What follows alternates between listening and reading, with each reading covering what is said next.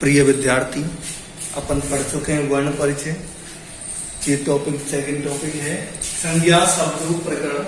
संज्ञा शब्दरूप प्रकरण, ठीक है। कि संज्ञा के बारे में अपन जानते हैं कि संज्ञा किसे कहते हैं। संज्ञा किसी वस्तु व्यक्ति स्थान के नाम को क्या कहते हैं? संज्ञा कहते हैं। कि किसी वस्तु व्यक्ति स्थान भाव के नाम को क्या कहते हैं? संज्ञा कहते हैं। तो संज्ञा की देखो, और संज्ञा शब्दरूप जो भी किसी व्यक्ति का स्थान व्यक्ति आदि है भाव के नाम को क्या कहते हैं? संज्ञा कहते हैं। तो अपन संज्ञा की परिभाषा पढ़ेंगे पहले। वैसे आप थर्ड क्लास से पढ़ के आए हो संज्ञा की परिभाषा। हिंदी में थर्ड क्लास से पढ़ रहे हो, सिक्स में पढ़ चुके हो, संस्कृत में भी संज्ञा की परिभाषा।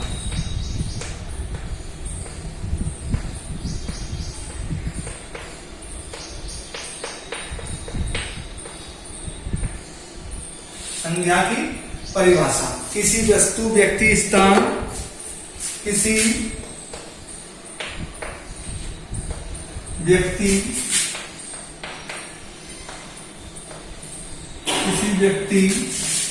वस्तु किसी व्यक्ति वस्तु स्थान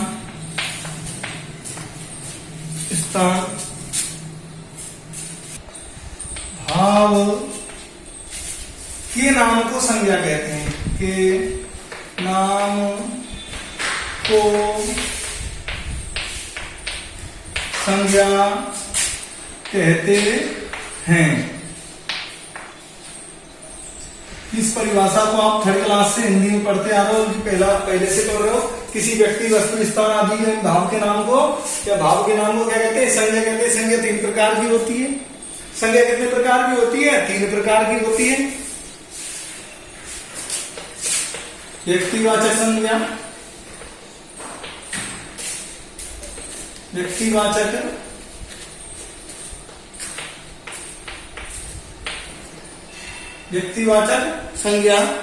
व्यक्तिवाचक संज्ञा के लिए इसमें देखो, व्यक्तिवाचक संज्ञा जिन शब्दों से किसी व्यक्ति वस्तु या स्थान आदि का क्या हो ज्ञान प्राप्त हो। कि व्यक्तिवाचक संज्ञा कह रही है किसी व्यक्ति वस्तु या स्थान विशेष का क्या हो ज्ञान प्राप्त हो। किसी व्यक्ति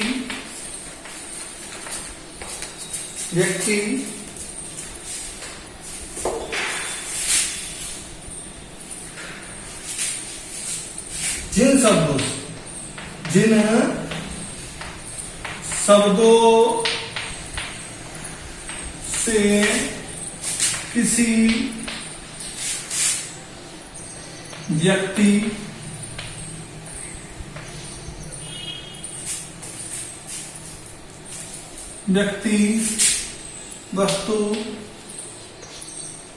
किसी व्यक्ति वस्तु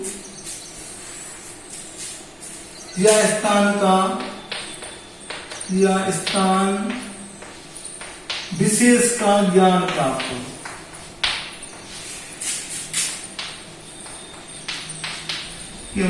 ज्ञान प्राप्त होने का उसे व्यक्तिवाचक संज्ञा कहते हैं। ऐसे शब्द व्यक्तिवाचक संज्ञा शब्द कहलाते हैं। ऐसे शब्द व्यक्ति वाचक संज्ञा कहलाते हैं।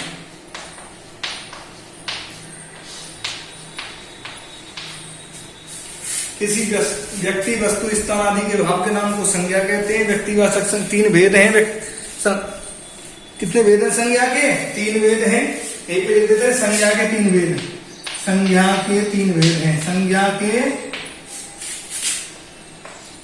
तीन भेद हैं। वैसे सब आप जानते हो कि संज्ञा के तीन भेद हैं। व्यक्तिवाचक संज्ञा, ठीक है। व्यक्तिवाचक संज्ञा जैसे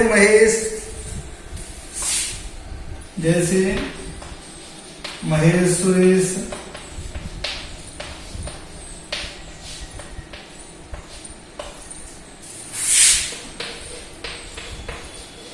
जयपुर,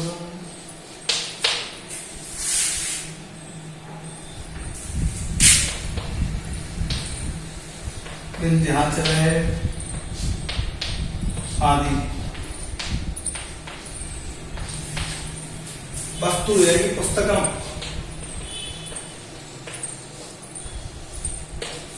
ठीक है। महेश पुस्तकम जयपुरम विंध्याचल है, ठीक है। दूसरा है जातिवाचक संज्ञा। दूसरा क्या है? जातिवाचक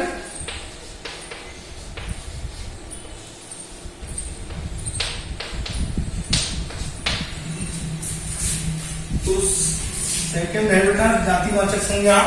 ये क्या कह रहा है? जिन शब्दों से किसी प्राणी एवं संपूर्ण जाति का क्या हो, किसी प्राणी एवं किसी प्राणी एवं संपूर्ण क्या हो, जाति का बोध हो।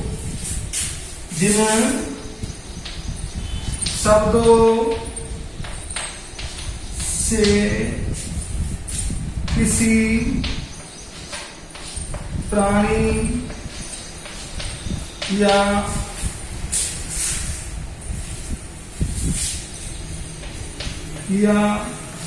स्थान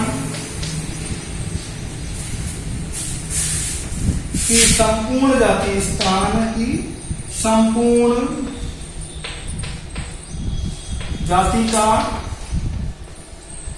जाति का बोध हो, उसे जातिवाचक संज्ञा कहते हैं। ऐसे शब्द क्या कहलाते हैं? ऐसे शब्द जातिवाचक संज्ञा कहलाते हैं। जातिवाचक संज्ञा कहलाते हैं।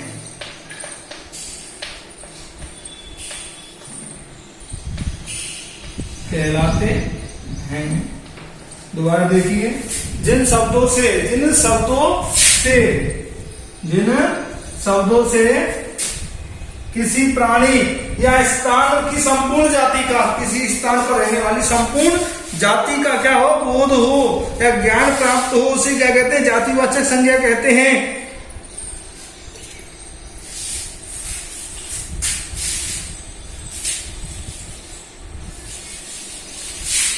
जैसे अश्व, घोड़ा, जैसे घोड़ा प्राणी है, जैसे घोड़ा अश्व है। अश्व संस्कृत में क्या कहते हैं? अश्व कहते हैं, घोड़ा, ठीक है।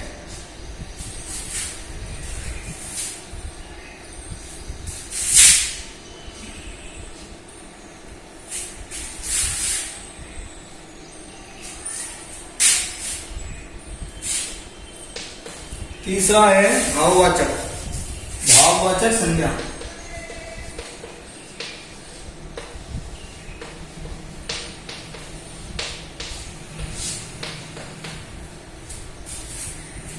ऐसे संज्ञा शब्द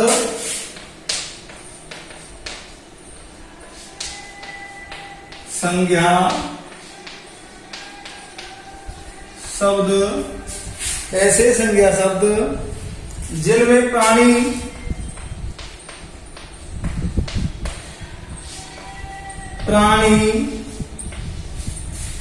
प्राणी या वस्तु के गुण भाव और दोष, प्राणी या वस्तु के गुण भाव दोष, गुण भाव दोष अवस्था का ज्ञान प्राप्त हो, ऐसे शब्द भाववाचक संज्ञा कहलाते हैं। अवस्था आदि का ज्ञान प्राप्त हो या बोध हो, ज्ञान प्राप्त हो, ऐसे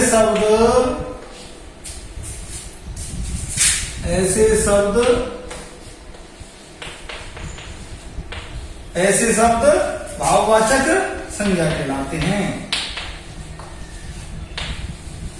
भाववाचक संज्ञा कहलाते हैं।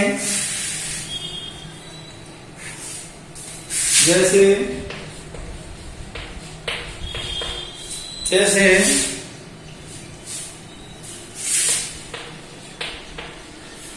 स्वच्छता, रमणीयता,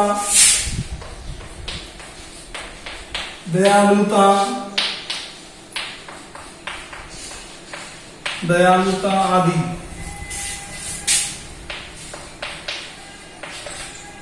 ठीक है बेटा, कि जातिवाचक संज्ञा जिन शब्दों से किसी प्राणी या स्थान या किसी संपूर्ण जाति का बोध हो, ऐसे शब्द जातिवाचक संज्ञा कहलाते हैं। तीसरा है भाववाचक संज्ञा।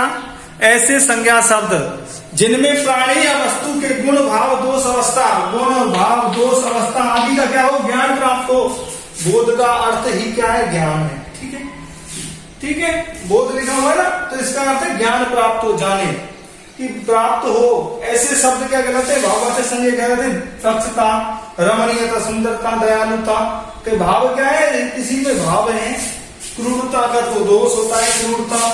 ठीक है, आगे देखिए बेटा।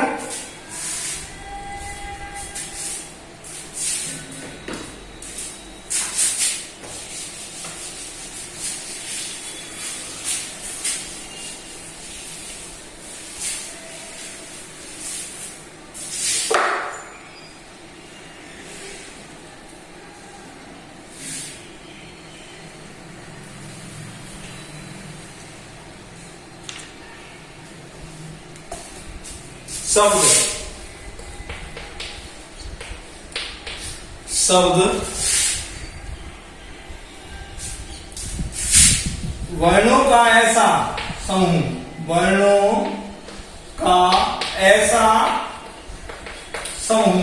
अपन वर्ण पढ़ चुके थे, वर्ण है अक्षर। वर्णों का ऐसा समूह, वर्णों का ऐसा, वर्णों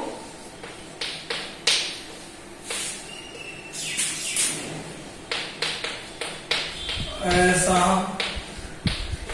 समूह, वर्णों का ऐसा समूह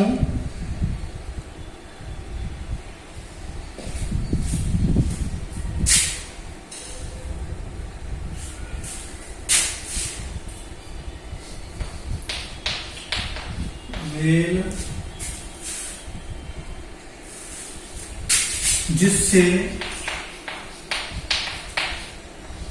जिससे क्या है, कोई अर्थ निकले, जिससे कोई अर्थ निकले, जिससे कोई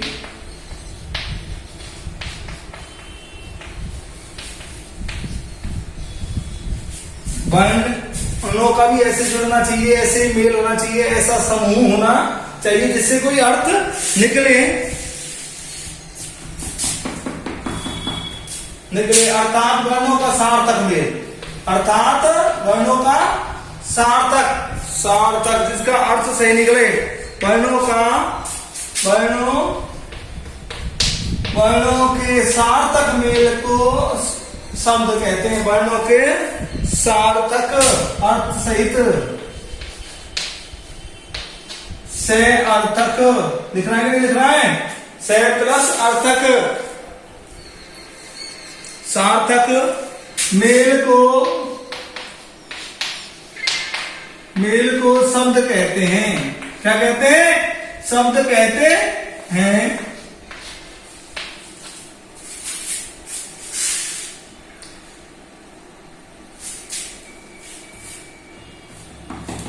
जब ये शब्द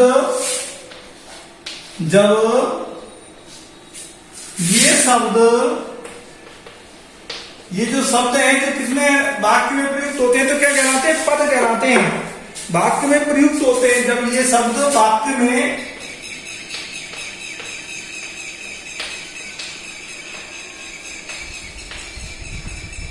प्रयुक्त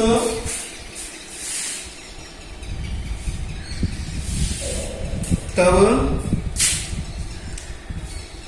प्रयुक्त होते हैं, तब इनकी पद संज्ञा होती है, तब इनकी क्या होती है? पद। तब इनकी पद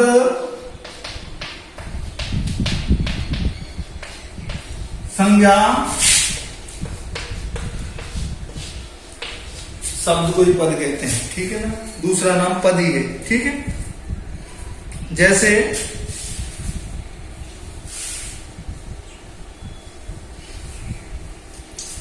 पर क्या है, ये अलग रहेगा तो क्या होगा? शब्द होगा, और बाकी के साथ प्रयुक्त हो गया तो क्या हो गया? पद हो गया। जैसे मोहन चलती, जैसे मोहन क्या है? मोहन है, मोहन सोहन रोहन जो भी है शब्द है। अब ये क्या है? मोहन है, चलती, मोहन चलता है, पढ़ती पढ़ता है, ठीक है। ये क्या हो गया? एक वाक्य होगा, सेंटेंस हो गया कि नहीं हो गया? ये वाक्य है, तो इस वाक्य में क्या है? मोहन क्या हो गया? इस वाक्य में मोहन क्या हो गया? पद हो गया। वाक्य में तो क्या होगा? वाक्य में मोहन क्या होगा? पद होगा। मोहन पद। दोबारा देखिए, परिभाषा बिल्कुल समझ में आ जाए। इसी शब्द क्या है? वर्णों का ऐसा समूह है, मेल यानी जुड़ना। मेल जिसको क्या अर्थ निकले, कोई जिससे कोई अर्थ निकले। अर्थ भी कैसा होना चाहिए? सार्थक होना चाहिए। अर्थ भी वर्णों का है सार्थक मेल, अर्थात वर्णों के सार्थक मेल को क्या कहते हैं? अर्थों का, उनका मेल का क्या होना चाहिए? अर्थ भी सार्थक निकलना चाहिए। कि मान लो जोड़ दिए कोई अर्थ निकल रहा है। मोहन व्यक्ति का एक का नाम है मोहन, ठीक है। तो सार्थक मेल को क्या कहते हैं? शब्द कहते हैं। अब जब शब्द वाक्य में प्रयुक्त होता है, जब शब्द वाक्य में प्रयुक्त होता है, ये शब्द है, जब वाक्य में क्या हो गया? प्रयुक्त हो गया, मैं जोड़ दिया, तो क्या होगा? जो मोहन शब्द है वो क्या बन जाएगा? पद बन जाएगा। क्या बन जाएगा? पद बन जाएगा। दोबारा देखिए कि वर्णों का ऐसा मेल जिससे कोई भी अर्थ निकले, जिससे कोई अर्थ निकले, अर्थात वर्णों के सार्थक मेल को शब्द कहते हैं। जब ये शब्द वाक्य में प्रयुक्त होते हैं तो इनकी क्या होती है? पद संज्ञा होती है। जैसे मोहन क्या है? शब्द है, और मोहन चलती, मोहन चलता है, इस वाक्य में मोहन क्या है? पद बन गया। क्या बन गया? वाक्य में प्रयुक्त हुआ है, इसलिए क्या बन गया? ये शब्द पद बन गया। कोई दिक्कत? आगे चलो बेटा।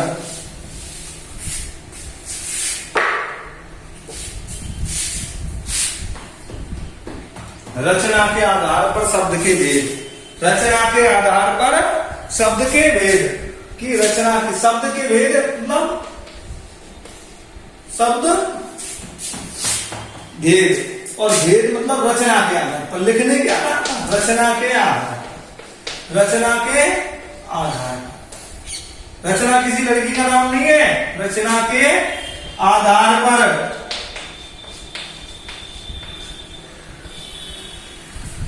अब देखो अपन वर्ण लिखते हैं, ए आ ई, जो अंतिम वर्ण होता है उसके आधार पर, ठीक है।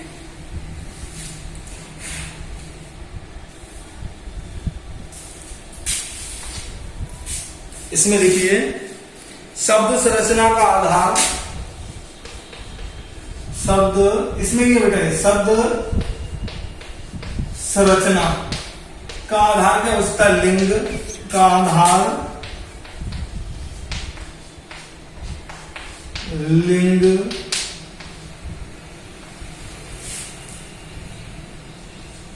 लिंग,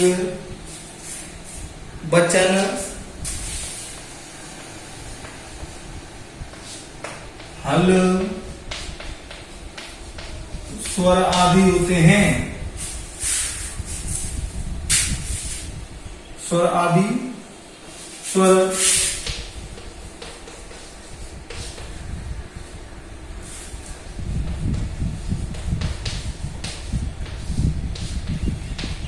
होता है।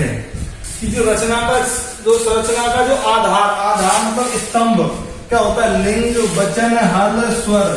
हल स्वर को क्या कहते हैं? अच, और इसको क्या कहते हैं? व्यंजन। ठीक है, अपन पढ़ चुके हैं, कोई दिक्कत है? वर्ण में सबसे पहले टॉपिक था माहेश्वर सूत्र। माहेश्वर सूत्र में बना था अच यानी स्वर और हल यानी व्यंजन। लिंग कितने? 3 हैं। कौन से? पुल्लिंग, स्त्रीलिंग और नपुंसकलिंग। वचन कितने हैं संस्कृत में? 3। एक वचन, द्विवचन, बहुवचन। सबसे पहले ये पढ़ा था कि संस्कृत में 3 लिंग 3 वचन। लिंग 3 कौन से? पुल्लिंग, स्त्रीलिंग और नपुंसकलिंग। वचन एक वचन, द्विवचन, बहुवचन के आधार पर क्या है? शब्दों के भेद, कि शब्द के भेद अपन किस प्रकार से कर सकते हैं? लिंग के आधार पर कर सकते हैं, वचन के आधार पर, हल के यानी व्यंजन के आधार पर और स्वर के आधार पर। कोई दिक्कत? कि शब्द संरचना का आधार जो मतलब इसका बांटने का जो आधार है वो लिंग, वचन, स्वर और व्यंजन, स्वर व्यंजन के आधारित होता है।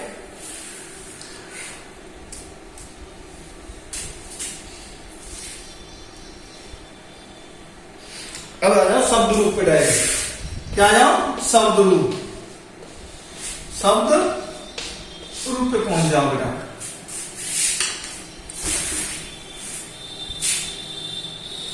शब्द रूप में अपन पढ़िए बस अब लिंग। क्या है? लिंग। इस संरचना का जो आधार है वो लिंग है, तो ठीक है।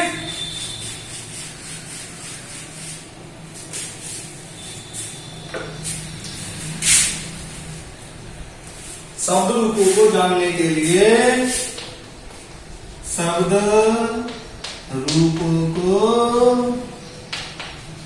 जानने के लिए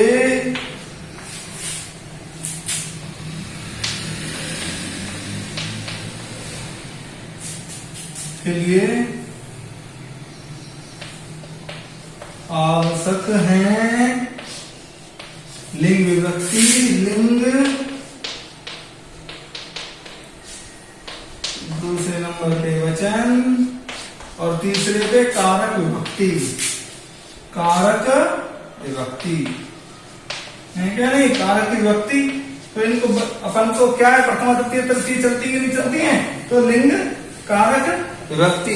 ठीक है, कारक विभक्ति। तो अपन पहले पढ़िए लिंग। लिंग, लिंग में क्या है? पहला पुल्लिंग। पहले नंबर पे क्या है? पुल्लिंग, स्त्रीलिंग, नपुंसकलिंग। अपन पढ़ चुके हैं लिंग 3 प्रकार। पुल्लिंग, स्त्रीलिंग, नपुंसकलिंग। पुरुष जाति का बोध पुल्लिंग, स्त्री जाति का बोध स्त्रीलिंग, नपुंसक स्त्री। तो क्या है? नपुंसकलिंग। कोई समझाने की कोई आवश्यकता पड़े क्या? चलो पढ़ लेते हैं। चलो कोई बात। पुल्लिंग, जिन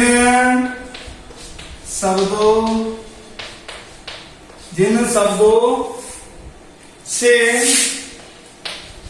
पुरुष जाति का बोध होता है। बोध का अर्थ समझ जाओ, ज्ञान।